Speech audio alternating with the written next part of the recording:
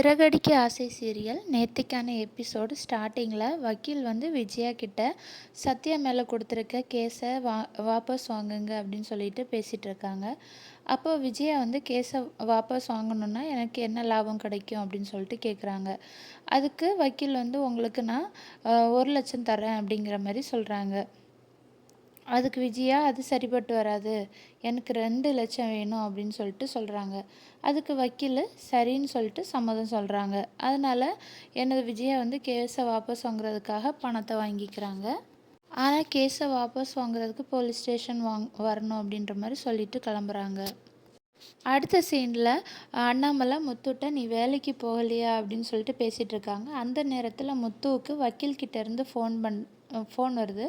ஃபோனில் வக்கீல் விஜயா கேஸை வாபஸ் வாங்கிக்கிறேன்னு சொல்லிட்டாங்க அப்படின்னு சொல்கிறாங்க. அதை கேட்டு முத்து ரொம்ப சந்தோஷப்படுறான். பிறகு அண்ணாமலை எப்படி அம்மா கேஸை வாபஸ் வாங்க சம்மதம் சொன்னாங்க அப்படிங்கிற மாதிரி கேட்குறாங்க. அண்ணாமலை அது எப்படி இவ்வளோ சீக்கிரமாக மனம் மாறினா அப்படின்னு சொல்லிட்டு சந்தேகப்படுறாங்க. அந்த நேரத்தில் மனோஜ் அம்மா வீட்டில் இல்லை அப்படின்னு நாங்களே வருத்தத்தில் இருக்கோம், நீ அம்மா வீட்டில் இல்லாததை நினச்சி சந்தோஷமாக இருக்கிறியா அப்படின்னு சொல்லிட்டு முத்துட்ட கேட்குறாங்க. அதுக்கு அம்மா சத்யா மேலே கொடுத்த கேஸை வாபஸ் வாங்க சம்மதம் சொல்லிட்டாங்க அப்படின்னு சொல்லிட்டு கேட்க, அதை கேட்டுட்டு ரோஹிணி ரொம்ப ஷாக் ஆகுறாங்க. அடுத்தது சத்யாவை கூட்டிகிட்டு முத்துவும் மீனாவும் அவங்க அம்மா வீட்டுக்கு போகிறாங்க.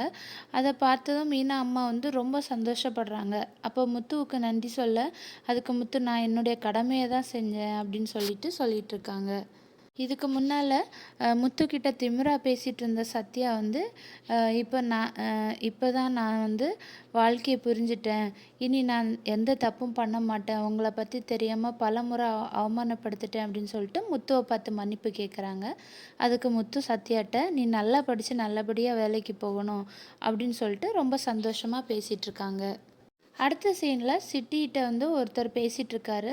அவர் அந்த விஜயா அம்மா சத்யா மேலே கொடுத்த கேஸை வாபஸ் வாங்கிக்கிறேன்னு சொல்லிட்டாங்க அப்படின்னு சொல்லிட்டு சொல்கிறாங்க. சிட்டி அதை கேட்டுட்டு முத்துவும் மீனாவும் நான் வீட்டை விட்டு அடித்து துரத்துவாங்கன்னு பார்த்தேன், ஆனால் அப்படி நடக்கலையே அப்படின்னு சொல்லிட்டு சொல்கிறாரு.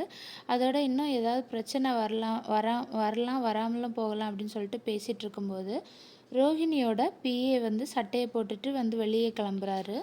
அதை பார்த்ததும் சிட்டி பிஏவை பார்த்து எங்கே போகிற அப்படின்னு சொல்லிட்டு கேட்குறாங்க. அதுக்கு நான் உள்ளே வீட்டுக்குள்ளே இருக்கிறதுனால எனக்கு ஒரு மாதிரி இருக்குது, நான் போய் சரக்கு போட்டுட்டு வரேன், அந்த ரோஹிணி பெரிய கேடி, அவள் உடனே பணம் தர மாட்டா அப்படின்னு சொல்லிட்டு சொல்கிறாரு. அதுக்கு சிட்டி என் மேலே பயம் குறைஞ்சி போயிடுச்சா, என்ன செய்யணும்னு எனக்கு தெரியும் அப்படின்னு சொல்லிட்டு சொல்கிறாரு. அடுத்த கட்டத்தில் ரோஹிணியும் அவங்கள ஃப்ரெண்டும் வித்யாவும் பேசிகிட்ருக்காங்க.